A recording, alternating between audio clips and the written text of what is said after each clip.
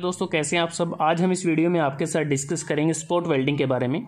Spot welding एक resistance welding का type है और एक प्रेशर वेल्डिंग है, और इस वेल्डिंग में हम अलग से कोई फिलर मेटल का यूज़ नहीं करते। रेजिस्टेंस स्पॉट वेल्डिंग प्रोसेस वर्ष 1900 और 1905 के बीच में इंडस्ट्रीज में आई थी और वर्तमान समय में अलग अलग इंडस्ट्रीज में बहुत ज़्यादा प्रयोग होने लगी है। तो बात करते हैं स्पॉट वेल्डिंग को करने के लिए हमारी रिक्वायरमेंट क्या रहती है। एक वेल्डिंग मशीन हमें चाहिए। इसमें जो वेल्डिंग मशीन हम यूज़ करते हैं वो दो प्रकार की होती हैं, रोकर आर्म टाइप और प्रेस टाइप। रोकर आर्म टाइप का प्रयोग करते हैं जब हमें थिन सेक्शन को वेल्ड करना है, और plate type spot welding machine का प्रयोग करते हैं जब एक प्लेट को दूसरी प्लेट के साथ वेल्ड करना होता है। इसके अतिरिक्त हमें ये जो मशीन होती है इसमें एक स्टेप डाउन ट्रांसफार्मर होता है जिसका काम हाई करंट को लो वोल्टेज पर उसको प्रोवाइड करना होता है। एक टाइम कंट्रोल यूनिट इसके अंदर लगी होती है और दो इसमें इलेक्ट्रोड लगी होती हैं। एक अपर इलेक्ट्रोड होती है, लोअर इलेक्ट्रोड होती है। जो लोअर इलेक्ट्रोड है वो फिक्स होती है, स्टेशनरी होती है, जबकि जो अपर इलेक्ट्रोड है वो मूवेबल होती है, और ये एक रोकर आर्म के साथ अटैच होती है। और यहाँ पर एक फुट पैडल लगा होता है। जब हम फुट पैडल को प्रेस करते हैं तो जो अपर इलेक्ट्रोड है वो जो हमारे पास जो लोअर इलेक्ट्रोड है इसके साथ वो कॉन्टैक्ट में आ जाती है। जब इनके बीच में वर्कपीस रखते हैं तो वर्कपीस को ये एक दूसरे के साथ इंटरफेस में आ जाता है। वर्कपीस का अपर सरफेस अपर इलेक्ट्रोड के साथ कॉन्टैक्ट में आएगा, लोअर सरफेस लोअर इलेक्ट्रोड के साथ में कॉन्टैक्ट में आ जाता है। और ये जो इलेक्ट्रोड होती हैं ये कॉपर अलॉय इलेक्ट्रोड्स होती हैं, कॉपर के अलॉय से बनी होती हैं। कॉपर अलॉय जैसे ब्रास, ब्रोंज, गन मेटल इत्यादि।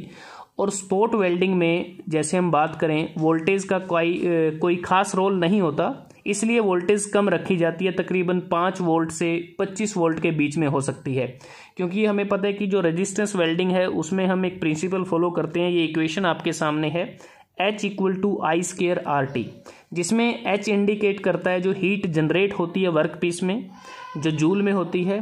I इलेक्ट्रिक करंट होता है एम्पियर में। R होता है रेजिस्टेंस जो ज्वाइंट का होता है या कॉन्टैक्ट रेजिस्टेंस ओम में होता है। और कैपिटल जो T है ये इंडिकेट करती है, इसको हम स्मॉल t लिखेंगे। जो स्मॉल t है ये इंडिकेट करता है जो टाइम होता है कि कितने टाइम तक हमने इलेक्ट्रिक करंट को पास किया है, और ये टाइम ड्यूरेशन होता है। तो इसमें अगर आप देखें कि जो हीट जनरेट होगी वो डायरेक्टली प्रोपोर्शनल है स्क्वायर ऑफ करंट के। मतलब जितना ज़्यादा करंट फ्लो होगा दोनों इलेक्ट्रोड्स के थ्रू उतनी ज़्यादा हीट जनरेट होगी वर्कपीस पर। और इसलिए इस वेल्डिंग प्रोसेस के दौरान लो वोल्टेज के साथ हाई करंट फ्लो किया जाता है, जो 100 एम्पियर से 50,000 एम्पियर के बीच हो सकता है आवश्यकता अनुसार बहुत कम समय अवधि के लिए। और वो जो टाइम ड्यूरेशन रहता है वो 0.06 सेकंड से 3 सेकंड के बीच का रहता है। तो इसमें अगर हम बात करें कि जो दो इलेक्ट्रोड आप देख पा रहे हैं, इसमें लोअर इलेक्ट्रोड फिक्स है, अपर इलेक्ट्रोड मूव करेगी, और इसमें एक न्यूमेटिक सिलेंडर या फिर हाइड्रोलिक सिलेंडर से मैकेनिकल फोर्स को ट्रांसमिट किया जाता है। और इन दोनों इलेक्ट्रोड के बीच में प्रॉपर अलाइनमेंट को मेंटेन करना जरूरी होता है ताकि बढ़िया क्वालिटी का लैप वेल्ड ज्वाइंट प्राप्त किया जा सके। और जो रोकर आर्म हम यूज़ करते हैं वो बेसिकली हमें मैकेनिकल एडवांटेज को प्रोवाइड करती है। और जो हैवी ड्यूटी मशीन्स होती हैं उसमें हम वाटर कूल्ड इलेक्ट्रोड का हम यूज करते हैं।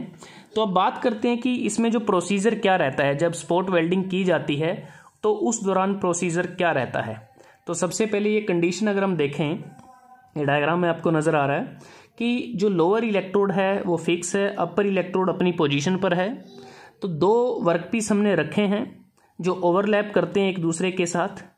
तो पहला क्या है कि सबसे पहले हमें जो जॉब या वर्कपीस है उसको क्लीन करना होता है।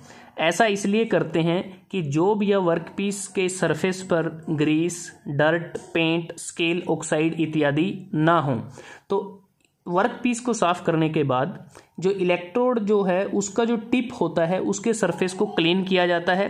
वेरी फाइन एमेरी क्लॉथ का प्रयोग करके इसकी रूटीन क्लीनिंग की जाती है। और जो दो सिलेंड्रिकल पॉइंटेड इलेक्ट्रोड के थ्रू जो वाटर रन करता है, क्योंकि वाटर कूल्ड इलेक्ट्रोड होती हैं, ताकि जो वेल्ड को कूल करने में मदद मिले और साथ में जो इलेक्ट्रोड हैं उनको ओवर हीट होने से बचाया जा सके।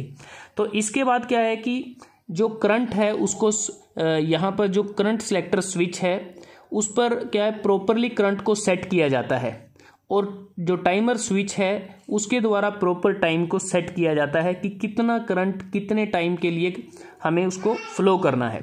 तो ओवरलैपिंग वर्क पीस के अगेंस्ट इलेक्ट्रोड को लाया जाता है। फुट पैडल को जब प्रेस करेंगे, जो ऊपर की इलेक्ट्रोड है वो डाउनवर्ड आएगी और दोनों इलेक्ट्रोड के बीच में वर्क पीस को होल्ड किया जाता है और प्रेशर को अप्लाई किया जाता है, ताकि दो वर्कपीस सरफेस एक दूसरे के साथ फिजिकल कांटेक्ट में आ जाएं। तो जैसे ही दोनों वर्कपीस आपस में फिजिकल कांटेक्ट में आते हैं, तभी एक डेफिनेट टाइम पीरियड, जो बात की थी कि 0.06 सेकंड से 3 सेकंड के लिए वेल्डिंग करंट स्विच को ऑन कर दिया जाता है और इतने टाइम ड्यूरेशन के लिए करंट फ्लो करता है।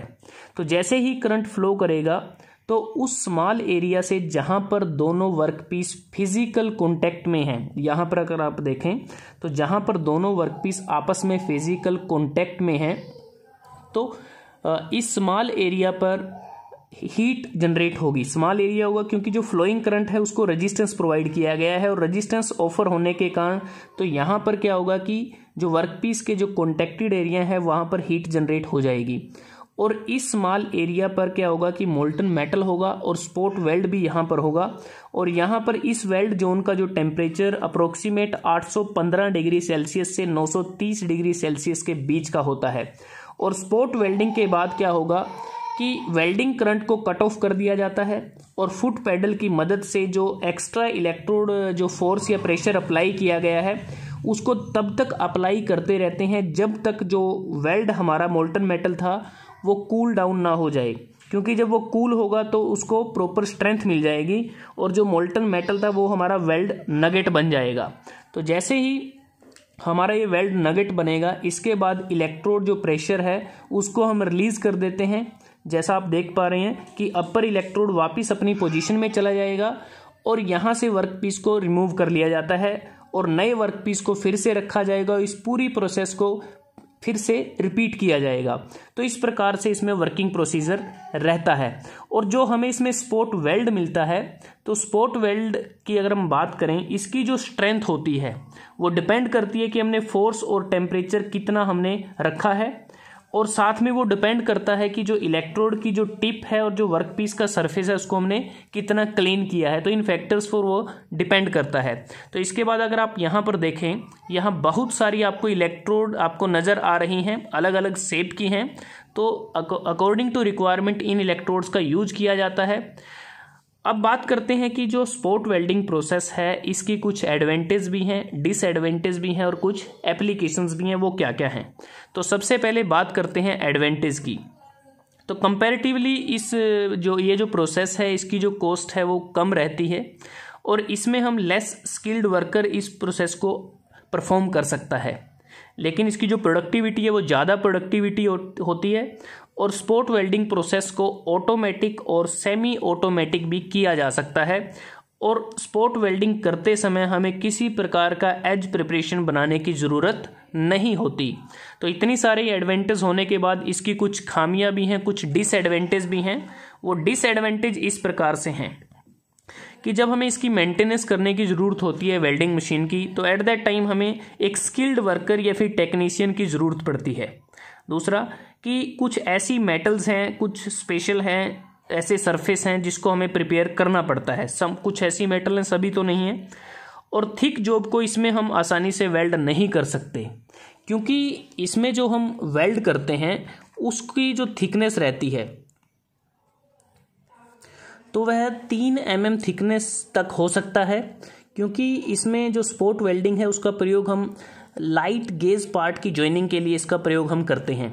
उसके बाद अगर हम बात करें इसकी जो कुछ एप्लीकेशंस हैं, कहाँ पर इसका हम यूज़ करते हैं, वो एप्लीकेशन है कि इस वेल्डिंग के द्वारा हम लैप वेल्डिंग, मतलब कि लैप जॉइंट बनाया जा सकता है थिन शीट्स पर, और इससे मेटल फर्नीचर बनाया जाता है।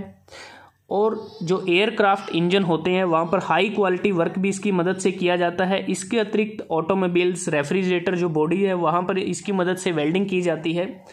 लो carbon steel, high speed steel आदि की वेल्डिंग के लिए स्पॉट वेल्डिंग प्रोसेस का यूज किया जाता है।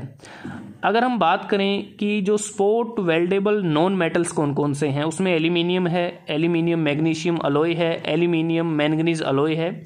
और इसी प्रकार स्पोर्ट वेल्डेबल मेटल्स में low carbon steel, mild steel, hardenable steel और हाई स्पीड स्टील जो बिट्स होती हैं उनको स्पोर्ट वेल्ड किया जाता है टूल सेंक के साथ, ताकि उसको हम बाद में लेथ पे, सेपर पे उसका यूज कर सकें।